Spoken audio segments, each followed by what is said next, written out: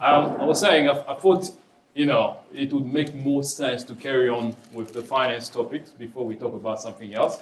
As an entrepreneur, most of us in the room here are from diverse backgrounds.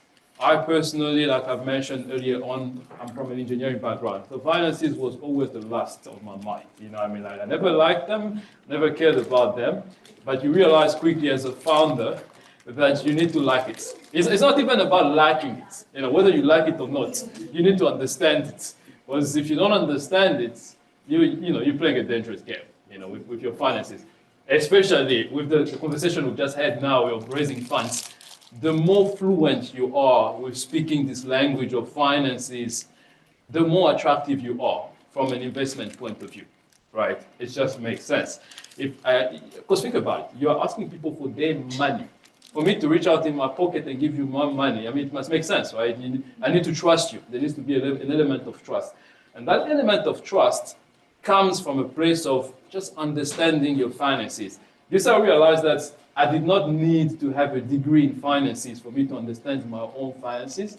I just needed to understand where is the money coming in, where is it going out. That's all. If I can explain that, that's it. I should be able to wake you up in the middle of the night and ask you, what is your profit margin? You must know. You just need to know it, right? Or I ask you, what is your burn rate? Meaning, at what rate are you losing money on a month-to-month, on-month basis, or on a year-on-year basis? These things you must know. You must think about it. So that's what you can expect from this session. We're going to talk about these elements. We're not going to have an in-depth course on finances, but we're going to talk about key things that as a founder, as a CEO, you need to know about your finances. All right, so that's let's just get this part started. Okay, cool. So that's what you can expect. So we're going to look primarily at financial statements. Financial statement, why this is important? It's important because in order for you to make good projections and realistic projections, reliable projections, you need to understand all these different financial statements. What are these financial statements? We're talking about income statements. We're talking about balance sheet and cash flow. I would personally, if you ask me, these are the basic things that you need to know very well. Off your head, you need to know your business. When we're talking about knowing the finances of your business. If you can tell me about these three things, we're good. Because these three things talk about your day-to-day operations. From a financial standpoint, it talks about your assets, your liabilities, It talks about your profitability as well. That's what this is about. So if you were to ask me which one of these statements is the most important, the answer is neither. They are all important. They go hand in hand, if you will. They work together. You must kind of have the one for the other to make sense. So that's that. Now let's start with balance sheet. Balance sheet is also known as statement of financial position. In a nutshell, what the balance sheet is a screenshot at your finances at a certain point in time. Okay, that's why usually when someone talk about the balance sheet, it's usually at a specific time, on the financial journey.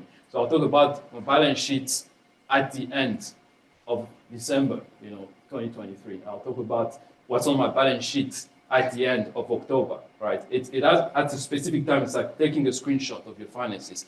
That's what it's about. Hence the name of financial position. Okay. Balance sheet has three main components, namely assets, liabilities, and equity. Then spoke largely about equity. He touched on liabilities. He didn't talk much about assets. I'll talk about it a bit more. In terms of equity, we're talking about shares, returned income, and reserves. All these things Dan touched on them. So I'll just kind of go through it again lightly, but because he's already touched on it so that it's not too boring. Now, what do you consider asset? First of all, in terms of references, if you're wondering where I'm getting this information from, it's from the South African financial planning book. All right, so I studied this book intensively.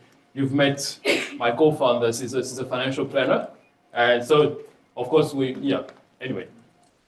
If you get that book, it's extensively explained there, although you can find other resources online as well, even YouTube videos that just explains these terms in layman's term. It's easy to understand. But all you need to know, when we talk about assets, we're talking about resources that your business controls, right? As a result of past events from which future economic benefits are expected to flow to the enterprise, okay? So in terms of what you have, what you own in the business, it's in terms of the cash that you have, it's in terms of the equipment that you have, and therefore the economic impacts that is going to have on your business, okay? It makes sense that I have this machinery, because with this machinery, we're going to increase production by 15%, which is directly going to affect our finances. Then when we're talking about liabilities, we're talking about debt, basically, right? It's obligations that you have, that your startup has, your business has now, because of certain actions that you took from the past. Maybe you took a loan from the bank. You know, you have a debt from maybe, you know, investment, angels investment, or VCs, or whatever. It constitutes a liability because at a certain point, you need to pay it back. Although it contributes to the benefit of the company, but cash is going to go out of your business at some point. Therefore, it is a liability. Then equity, it's about shares, return income, and reserves. You know, like that Dan explained right now. So it's basically, if you take assets minus liabilities, what you're left with, that's equity. That's the value of shares that you have, okay? And these definitions come from the GAAP, the Generally Accepted Accounting Practice. You can look further into that if you want to have more information. So when we're talking about, like we take an example, a practical example, so you understand this concept. Look at a company that needs an asset, i.e. a piece of equipment, like I said, the machinery that you need maybe to increase your production, to increase, you know, your productions, you know, your sales and whatnot. And so you need to buy that, meaning you need money to buy that piece of equipment. And that money, there are various sources. Dan touched on it a bit in terms of, you know, angels, VCs, private equity, and organic. You know, it could be in the form of giving up equity, meaning that shareholders give you money in exchange for equity, so that you're able to invest into buying that specific equipment. It could be from debt, liability, or it could be from an organic standpoint, you know, from offering services, rendering certain services. From that revenue, you're able to buy that program. I mean, that's that product. Then you have this formula, basically. It explains it. So asset is equal to shares, i.e. equity, plus liabilities. So if you want to understand, okay, what asset does my business have, you look at it in terms of the assets that you have, and you look at it in terms of the debts that you have to repay the liabilities. Therefore, if you want to find out how much shares do you have, you look at your asset minus liabilities, it gives you an idea of your equity. If you want to understand the liabilities that you have, you look at your assets minus the shares. Whatever is left is liability. If it's zero or positive, that means you have no debt, you have no liability, which is good, right? So that's the idea there. Again, looking at an example, so to understand this better, say a certain company issues shares to shareholders and raises, you know, $1,000 US. You know, we're talking US dollars because I mean it's a more international currency. Yeah, by share issue. So the company also at the same time borrows from the bank, hypothetically $50,000 US. So therefore, at that point in time, the company has 150,000 in terms of USD, which is obtained from both shareholders and lenders. So if we have now to use the formula I've just shown you, what's the asset of that company? They have 150,000 rands composed of 100,000 rands. I mean, I'm talking about rands, USD of equity and 50,000 rands in terms of debt. So even when you're drawing your balance sheet, there's usually two sides. There's a left-hand side and there's a right-hand side. On the left-hand side, that's where you have your kind of equity. On your right-hand side, you have liabilities. The golden rule with balance sheets is the word balance. At the end of the day, it must balance. whatever equity that you have, whatever shares that you have must balance out with the liabilities that you have. I beg your pardon? Forever challenges. Okay. Yeah. Yeah, so that's the idea, right? So if the company buys a delivery vehicle, for instance, for whatever cost it is, so that means you will have 150,000 USD worth of that delivery vehicle that you have, which is now an asset within the company. But the value of it is broken down on the balance sheet in terms of, so you won't say we spent 150,000 USD on the vehicle. So on the balance sheet, what it's going to show is you're going to show 100,000 USD of equity, and you're going on the other end to show 50,000 USD of debt. So that's how it works.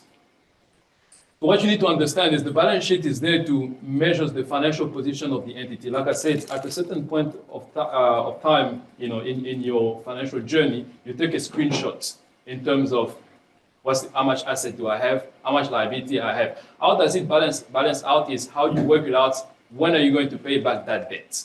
At some point, that the same amounts that you borrowed are going to have to come out, meaning that it's going to have to balance out with whatever that money has been used for currently, even though it feels like it's profitable now because you have cash in the bank, but it's going to go out at some point because you have to pay it back, perhaps maybe with some interest.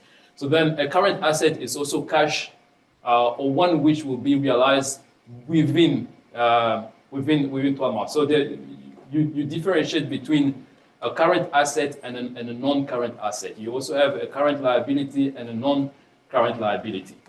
A current liability is basically you have a debt that you need to pay back within a year, within 12 months.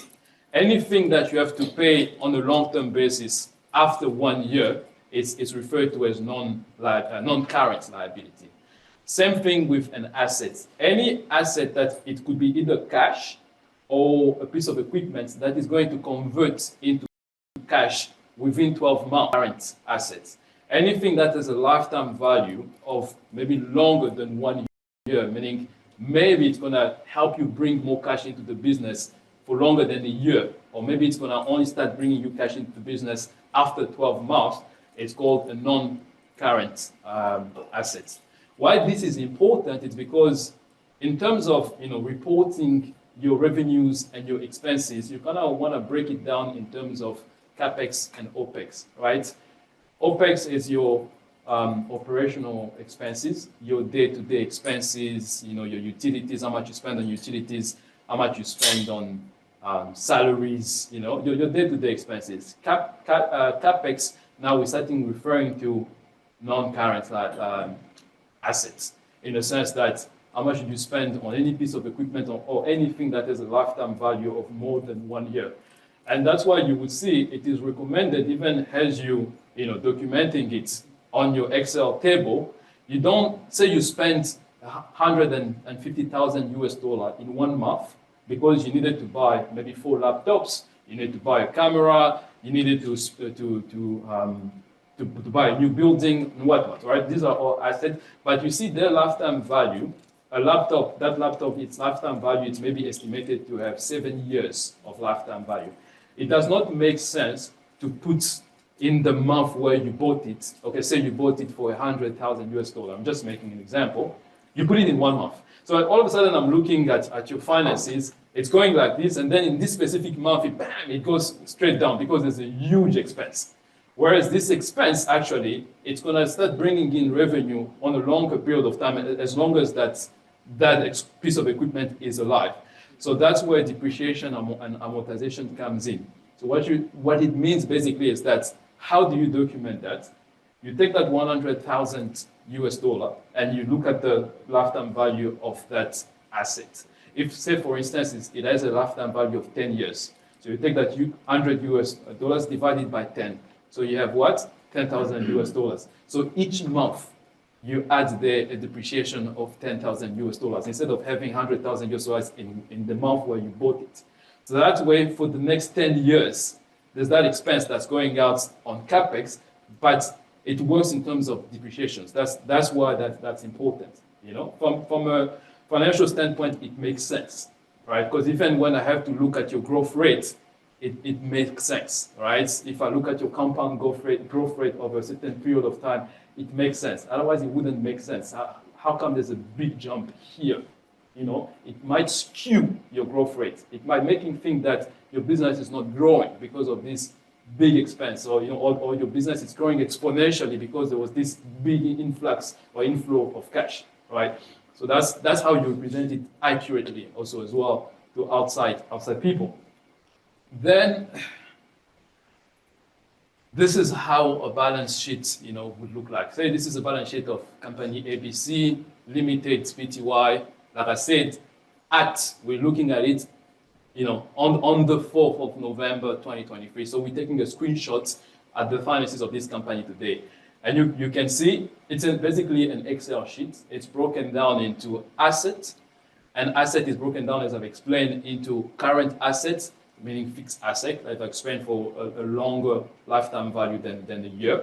Then you have the things like property, plant, and equipment, also referred to as PPE. You would break down the value of that. Then you have things like patents, things like investments.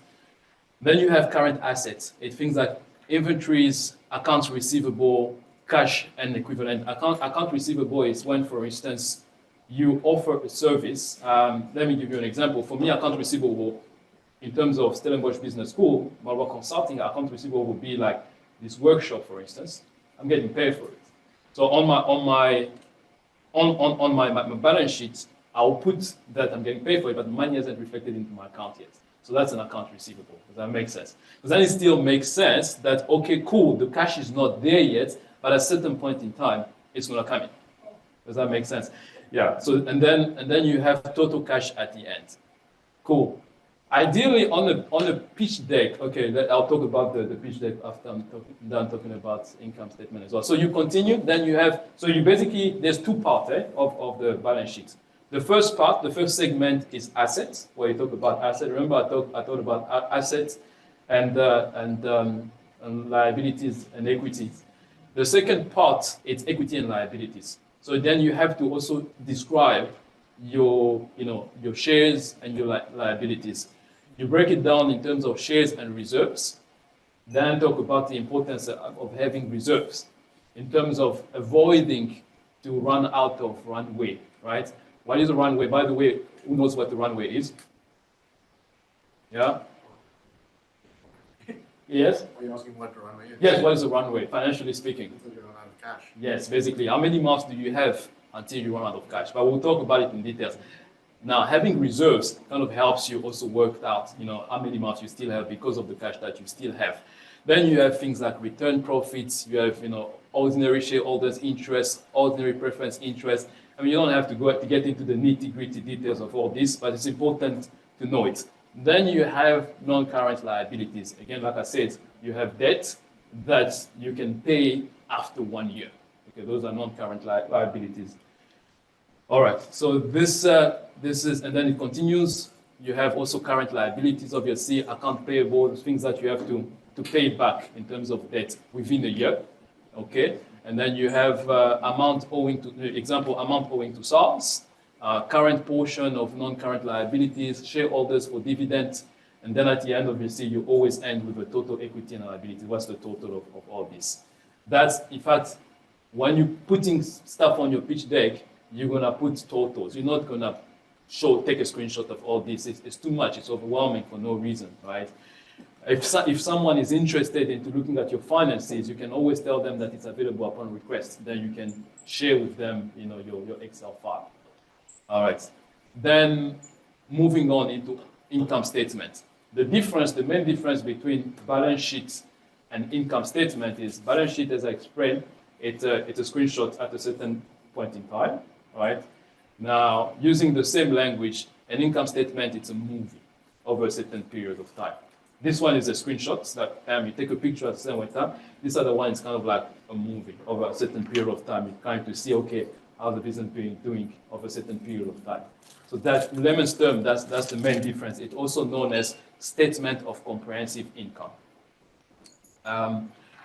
The income statement is used to calculate the performance of a company, like I said, over a period of time. And basically, we're trying to figure out Is the business profitable, yes or no? Basically, right? And this is where you will get information that will help you calculate your growth rates, your profit margins, and whatnot. And these are some of the things that one needs to include on the pitch deck. And we'll talk about that in a moment as well. And yeah, once the expenses have been subtracted from the revenue, there will either be profit or loss. So you have, in a nutshell, you have revenue. So it's basically all the money that's coming in. Then from there, you subtract all the expenses, whether it be current liabilities, current asset, or non-current liabilities, or non-current assets. So you've done all of that calculations. Whatever is left, that is, if it's positive, that's your profit. If it's negative, you're bleeding out, right? And you're working at a loss. So that's the idea there. This is how an income statement looks like. Again, it's a bit of similarities with the balance sheet, but you can see the difference here. On an income statement, even the name is for a certain period of time. Okay, it's for the year 2023 until 31st of December, for instance. Then we start looking at assets. Gross revenue is also known as turnover. Usually when they ask you, okay, what's the turnover of your company? They're asking you like how much cash is coming in, how much money is coming in. This is the information that you need to have on your income statement. Cost of sales. If you're selling stuff, how much is the unit economics? How much is one item that you're selling? How many of those items are you selling on a month basis? Okay. And then of course you'll have a total at the end of the year.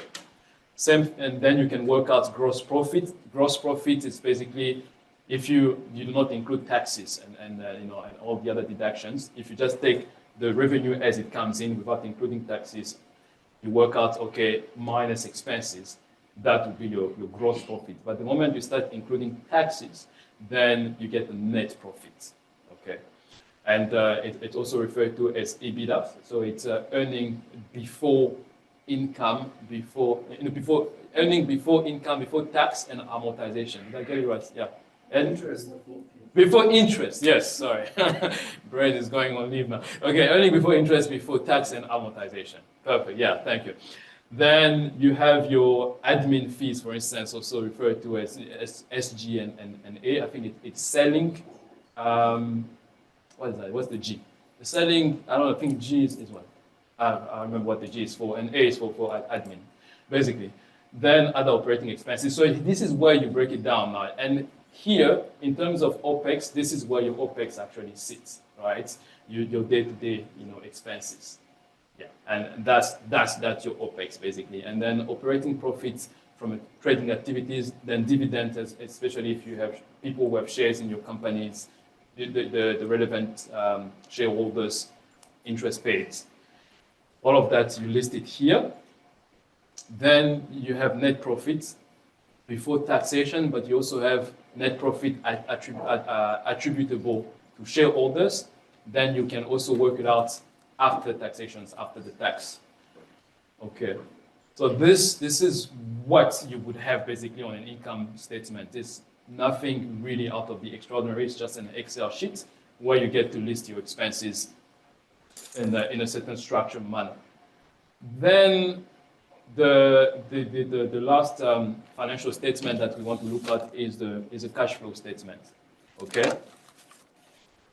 What is a cash flow statement? Basically, a cash flow statement, it provides you with the information on cash movement, cash coming in and cash going out of the company in the current and previous year. So usually cash flow statement, you can't give me a cash flow statement without making a certain comparison with the previous year. So giving me a cash flow statement on this year, it's usually in comparison with the previous year. Then we can see how the cash is moving in your company, coming in and going out. All right. And yeah, it also helps to indicate the activities of the business, which one generate cash, and how the cash has been spent or accumulated. Okay, we will zoom in on that a little bit. How it looks like, it looks something like this. Again, an Excel sheet. You can, nowadays information is really easy to find. Just do a Google search on templates on cash flow. You get myriads of templates on cash flow. And you can just use one. But the key thing that I want to emphasize here if you're really serious about your business, and especially because we're talking about investment readiness, you need to have these things in your data room. Then talk about it. You don't want to wait for investors to ask you, send us your income statements, send us your balance sheet, send us your, it's just going to delay your investment process. I see your hand there, yes? Yeah. So what happens if you said this needs to be included in the pitch deck, right? What happens if then you have not a single brand? Right? Projections, all right? Projections. That's what I'm going to talk about, projections. So obviously you do not include this like this. It's going to be overwhelming. I'll show you what to include. So what you want to include in your pitch deck is that, okay, my business started, let's say my business started in 2023, maybe in February this year. And up until now, you've just been trying to find your feet, get a bit of traction. You haven't had any revenue, turnover. There's no turnover. But based on the market size that you're pursuing, the market size value, let's say, is $1 million US. And then based on your business model and your go-to-market strategy, you are projecting that by the end of 2023, if you do A, B, C, and D, you would have this much revenue because you would have captured maybe a certain piece of the market, and maybe there would have been some transactions, and money would come in based on your solution, the solution to the problem that you've identified, your services, how many people you're foreseeing are going to subscribe to your business, are going to buy your product and whatnot. So you make a projection. A projection, again, it's an assumption. And my recommendation here is that investors know that you're making these numbers up. So don't be crazy about it, all right? So don't make ridiculous projections, all right? My company is evaluated at $1 billion US, and so, I mean, nobody, trust me, they won't take you seriously. If you come with ridiculous valuations and you have ridiculous projections, they won't take you seriously. Rather be realistic. Realistically, with the team that I have, there's a team of 3. There's me. I have my expertise is in terms of sales. I can sell anything to anybody. There's another guy who's really good at like marketing, and there's another guy who's really good at technical stuff. He's going to build the product for us. With this strong team, we believe that realistically, the 3 of us, we can, after 3 months, we can capture a market of this size. Yeah, so that's realistic. It can be something small as $500,000 US, or it could be something as small as only 100,000 rands. That's realistic, but then you show them that, yeah, we're not exaggerating, but if you trust us, we can capture 100,000 rands after 3 months. Then after 6 months, we're gonna triple that amount, and then after a year, we're gonna quadruple it. That's projections. Okay, so first year you show that, okay, this is what we think we're gonna make. Then second year, usually minimum in terms of projections is recommended to have it in terms of 3 years. So you project it for 3 years, but you can go up to 5 years. Some investors like to see your projections up to 5 years. I think Dan mentioned that, I'll get to you in a moment. Dan mentioned that, for instance, if you're raising Series A, for instance, and you're getting ready to approach investors and ask for serious funds, okay? Where do you see yourself, when you start having an income, like a turnover of $1 billion, US? What's your company is going to look like? What would be your projection? You can do this type of project. For instance, you think in 5 years' time you'll be there. What's that going to look like? How realistically you're going to get there? It makes sense. Like, look, by that time we think that we'll have 10,000 subscribers, and if the subscription is like $1,000 US times by 10,000, how much is that? You smart people. That's what 100. That's 10 million, isn't it? It's 10 million, right? No, that's how I know people are tired. There's nobody's doing the math. Nobody's even trying.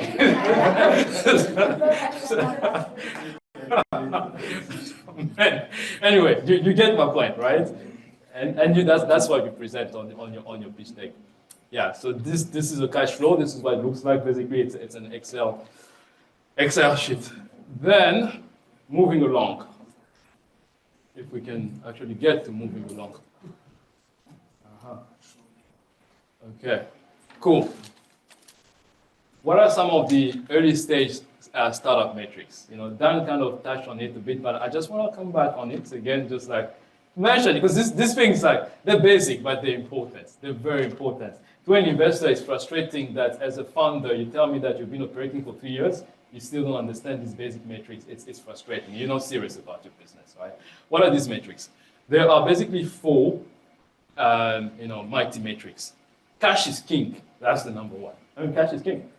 I told you. Sorry, you had your hand up. I kept on going. What did you want to ask? I can ask you afterwards. Okay. All right. Okay.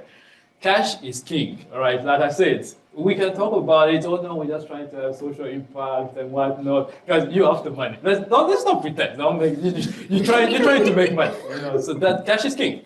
And so if you can show me how you're gonna make that money from an investment point of view, I can work out what's gonna be my return on investment rates. And I'm happy, you know, because yes, we all here to make money. Yes, cash is king. Don't forget about that. Until you have a paying customer, you have an idea, and you don't have a business. So make sure you have a lot of recurring paying customers. Then you have burn rates. How much of that precious cash are you losing on a month-on-month basis, on a year-on-year basis, after on the average period of time, for instance? How much of that precious cash are you losing? Yes, sir. If you say losing, is that just your expenses, or I'm assuming you're obviously not losing cash, you want to be profitable. So No. Here we're talking about cash. So like, and I'll show you an example now. Right? I'll show you an example now. Then if it still doesn't answer your question, let me know. Then we'll come back to it. Then growth. What is growth, right? That's an interesting question. You know, how do you define growth as a startup? You know, usually all of us would say, okay, no, cash is king, so growth is in terms of turnover. I like to expand that a little bit. Yes, we're after the money in terms of turnover, but what about, getting to a point where you realize that I'm after the wrong market, it's time to pivot, or I have to. Let's pivot. Pivoting can happen, in different forms. For me, that's also growth, because it shows that you've really understood the market you're after. You've really discovered the deep need that was hiding behind it, and you're not scared 180-degree turn. That's, for me, is also growth. Why not reflect in terms of how well you it, and then you should be able to capture it. So Paul Graham, who is the founder of Y Combinator, right? Y Combinator.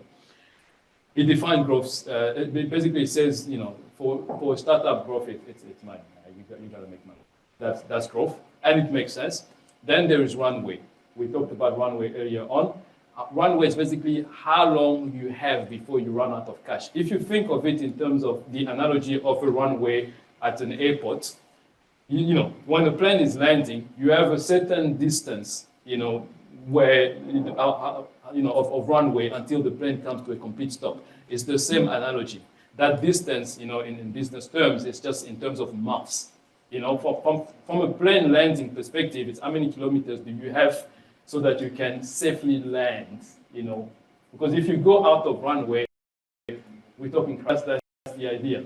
Same thing with a business. If you go out of your runway, you're crashing, and then touched on that. Now let's look up about that precious cash. And now okay. That's how you're gonna play it. Okay. Let's look at that precious cash. So step number one. Okay, you look at how much cash do you have into your accounts. Money. If as a result you become profitable, they remain friends and families. But if let's look at that precious cash. So step number one, okay, you look at how much cash do you have into your accounts. Like Dan talked about, there's things like friends, fools, and families. You guys have heard of that, right? Friends, fools, and family. So the joke around that is that when friends and family give you money, if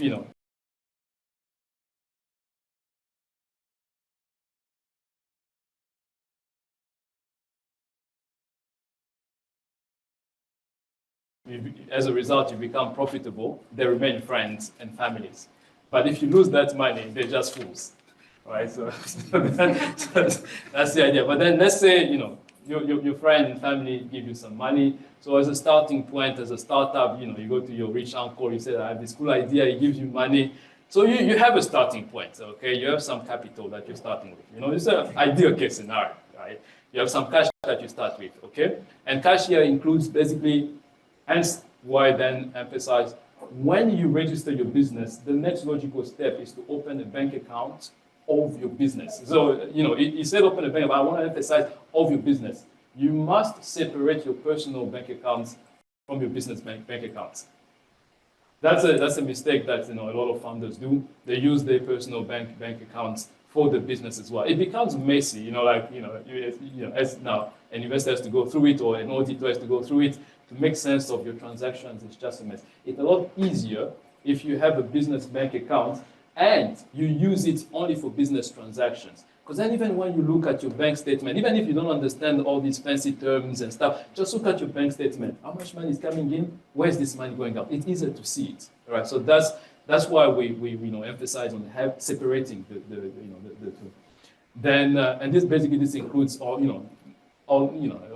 petty cash that you have, short-term savings that you have that are readily available. So you first are starting in how much cash you have, and then how do you work out that burn rates that I talked about? So burn rate, say you started with $200 into your account, and then after a month, you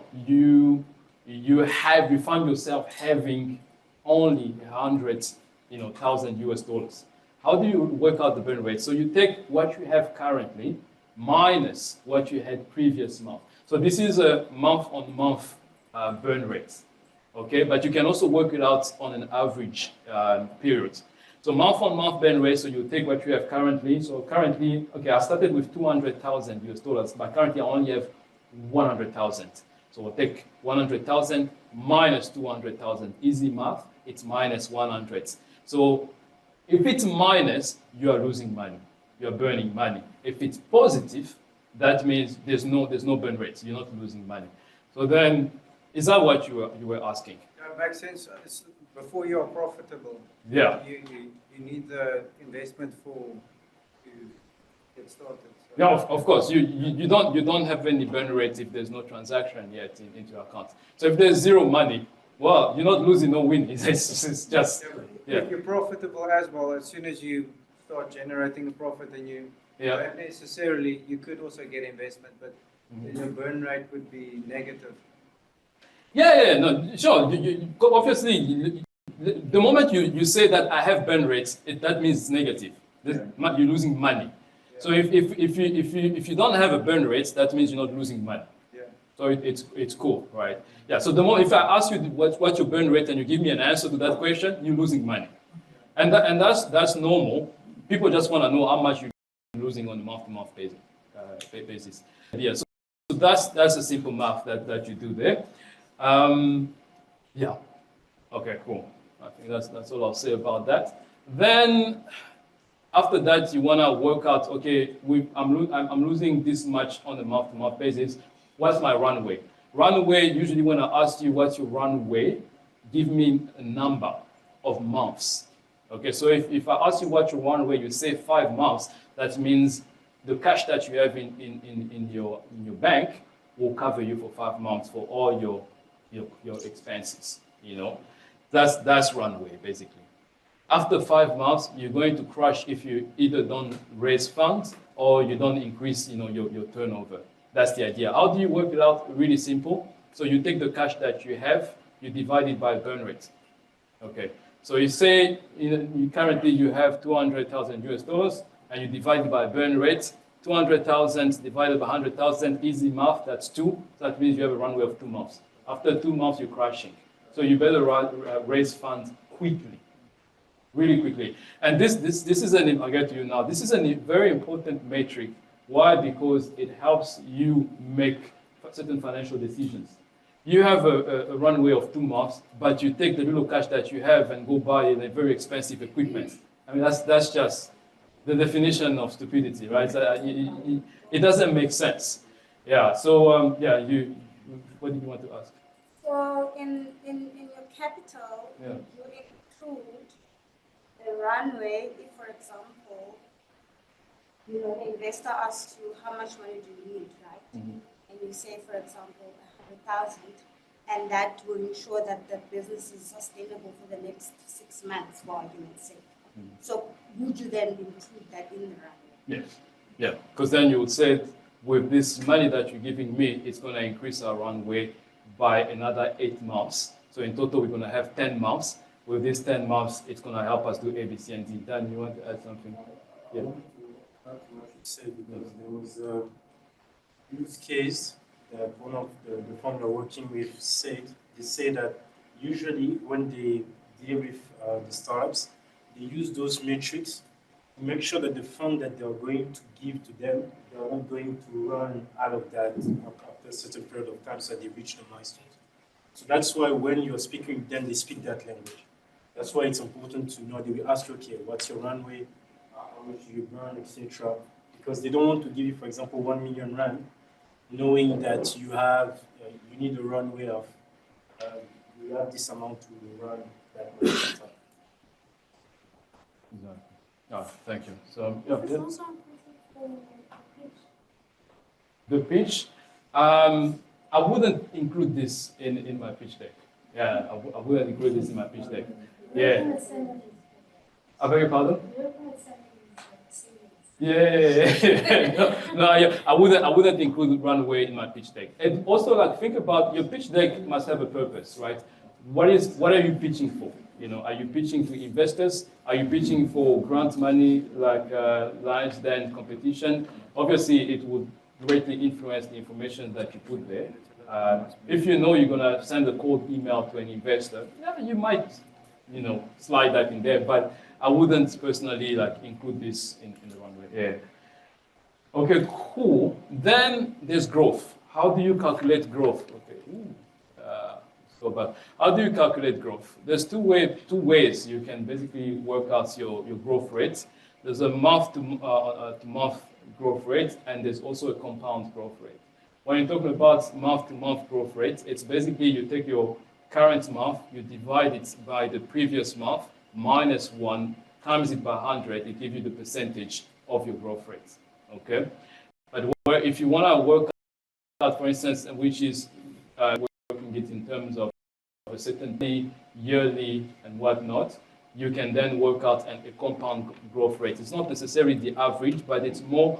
This is more interesting because, say, for instance, month 1, you know, you had a profit of 200, only 200 rands. Then month 2, you had a crazy profit of 200,000. You know. Then month 3, you had a loss.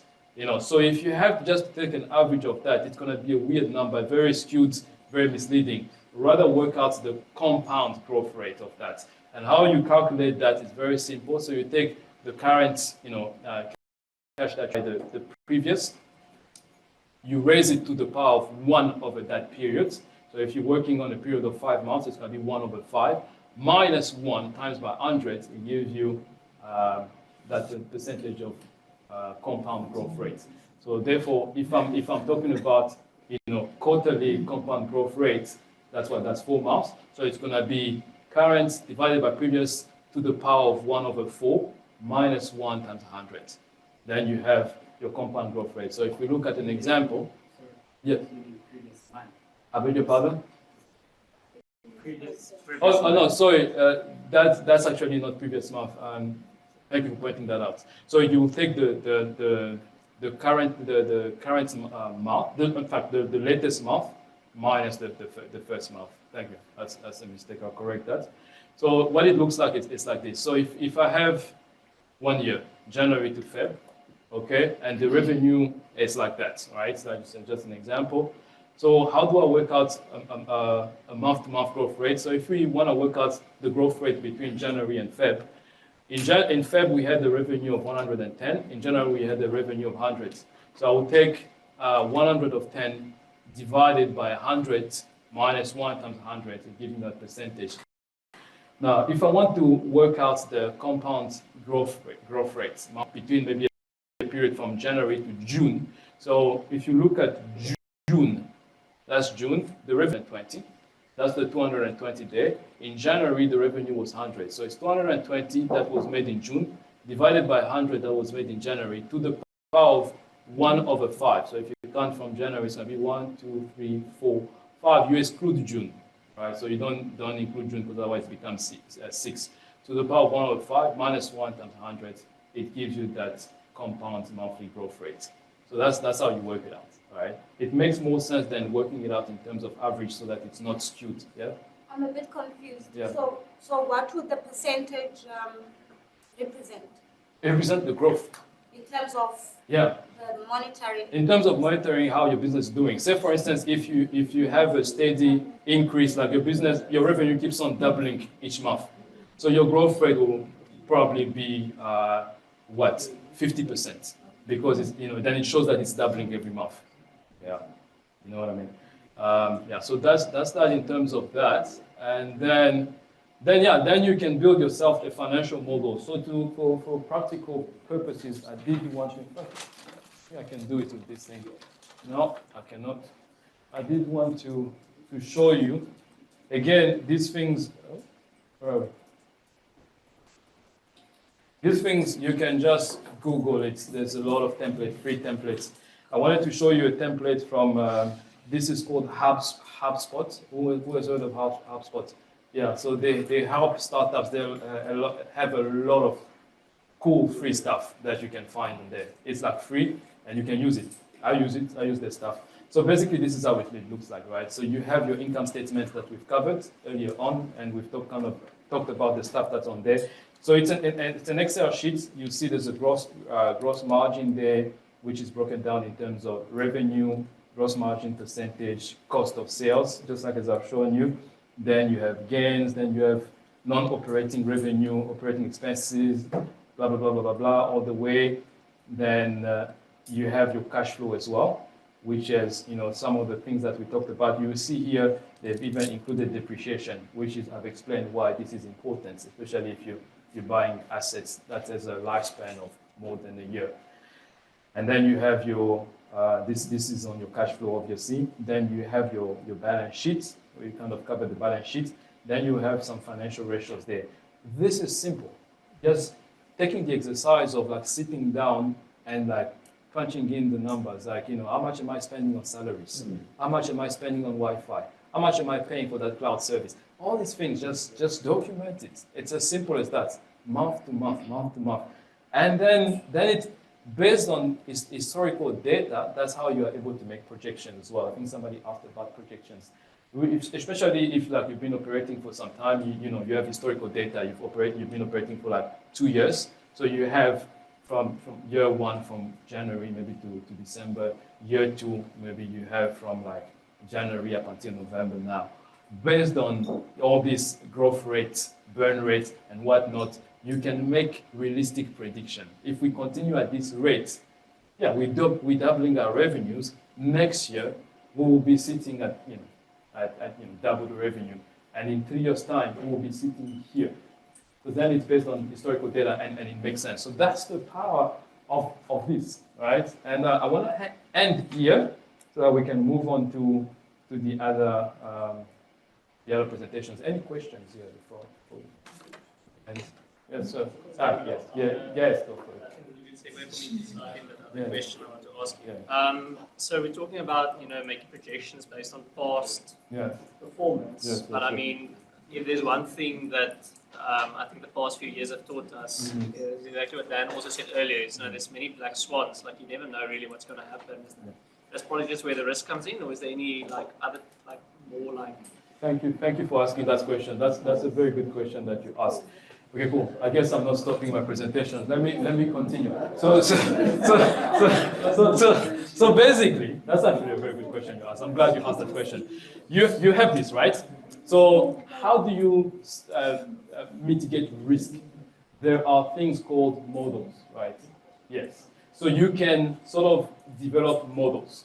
It's usually 3 types of models. Basically, you have your Excel sheet like this, but you create a tab where you can select best case scenario, worst case scenario, and best case scenario. So best case scenario is like everything is just going normal. There's no weird stuff happening. Worst case scenario, you try to imagine the worst possible things that can happen. For some reasons, we think that our growth rate, instead of growing, will be going down by like 20%. And then you include things like, we're going to drop in sales, worst case scenarios. And then you include those metrics in your calculations. What would that look like in terms of projections? Then best case scenarios. Best case scenarios, as we are planning and we are hoping that our growth rate is going to double, right? And it's going to double on a monthly basis, and therefore our sales are going to increase. You include those parameters, then obviously it's going to influence your data, right? That's your best case scenario. So you can safely say that, okay, if things works in an ideal world, this is where we'll be sitting. If things works in a suboptimal world, this is where we'll be sitting. And if things are just normal, then this is our best case scenario. That's how you mitigate risk. And that's one thing that most entrepreneurs usually don't do. And an investor would ask you like, okay, what about financial risk mitigation? You have what? But then this would be very impressive because very few people do that. And it's easy to do. Again, you can find templates on that, or you can just do it yourself, like just Excel just built in there. I think if I select best case scenarios, it changes the inputs. That's all. Thank you for asking that question. So I want to continue with my presentation.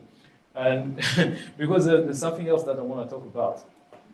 I'm just going to quickly go to it. We kind of touched on this. I want to talk about, okay, we kind of touched on this. I want to talk about, something that Dan mentioned. Who has seen this before? Okay, well, almost everybody. Okay, so this is a business model canvas. You need to have one, just period. You just need to have one. Why? Because this is important. On the business model canvas, you have these 9 segments. Of the 9 segments, 3 of these segments talk about finances, talk about money. So you have the first one is cost structures. It talks about money, what it costs you to run your business, revenue streams, what you do to bring in money, and there's also key activities, stuff that you do that brings in money. So doing this exercise, it also it's very it's just cool to send this to to investors as well, because then they can clearly see who are your key partners, what are the key activities of your business, what brings in money and what it costs you to run the business. And then there's the other things as well. You will see it's an interesting exercise because you will sit down and you have to think, who would be my ideal partners, because not everybody who wants to be a partner should be a partner. It helps to make such decisions if you're already thought about it beforehand, before you meet with someone or someone approaches you. Here I come, okay, we in the same line of business, let's partner up. How do you make that decision, whether to partner up with that person, yes or no? You need to have a profile of what an ideal partner looks like. Similarly, you need to have a profile of what an ideal investor looks like. Very important. Okay, the same way investors have profiles on what an ideal startup to invest in look like, you should have one also in terms of what an ideal investor looks like. There are a lot of stories that we've heard of people that just took money because someone was like, I want to invest into a business, and then they basically got in bed with the devil himself, and it was a nightmare. They've been ever since trying to get out of that deal. Yeah, Dan, you want to say something about that? I just wanted to take the case of our company, Yeah. our Cafe Arena. It seems basic, but it's key. Because when you speak about key partner, right, we had a case where our business model is, we have 2 business models. It's either we receive funding from sponsors, and then we give them visibility, or we receive fundings from to run our program. So we send startups, they pay, and then run our program. And the thing is, we had a situation yesterday where one of our key partners in the previous years changed their, they pivoted. So they had a different strategy for their startups. So they said, okay, Africana cannot anymore sustain us, so they cannot be a key partner anymore. But we were not really aware of it because we didn't do our research well about their vision this year. So we spent 1 month chasing after them, creating a value proposition. It took like 10 hours of work for our team to end up in one call where they said, look, we cannot pursue because we don't see you as a key partner anymore. So because of that, we chase. It was a $10,000 value that we chased for basically nothing because we didn't do our checks right. So we didn't check. Okay, is it a key partner for this year? Should we chase after them? Because we put them on top of our list versus other partners. And those other partners, we actually lost them because we spent more time on them trying to create a value proposition for them, but it didn't work out. So these are the exercises that you really want to do so that the investors will ask the questions, etc. Just to bring the value guys up. Case in point. Thank you, Ben. All right, so that's that. I think I wanted to mention this as well. It's a very important thing to do. You see if the well, I mean, I wanted to show you, an example. You can literally Google, business model of, any, famous company, and it's an example. This is on Google. You can find it. Netflix. Everybody knows Netflix. Most of us have used Netflix, if not all of us. You can see, who are their key partners, investors, media productions, key activities, technology, R&D, content licensing, content production. If you look at cost structures, for instance, productions, research and development, licensing, revenue streams, subscriptions model, product placement, future model. It's clear. It makes sense, to anybody to understand how they run the business, how they make profit and whatnot. It should be the same with your startups. No difference at all. Okay, cool. Thank you. Sorry, do you Yes. have contractual obligations with your key partners? No. The thing is, we didn't sign for this year, so it was just kind of not cool. We didn't do our homework well. So we didn't do what is shown. You know what I mean? Like doing the strategy right, checking the key partners right, so that we make sure that we don't lose time. Because time is money at the end of the day.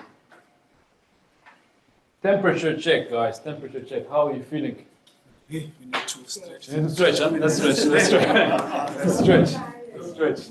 We needed it. We needed it. We're landing now.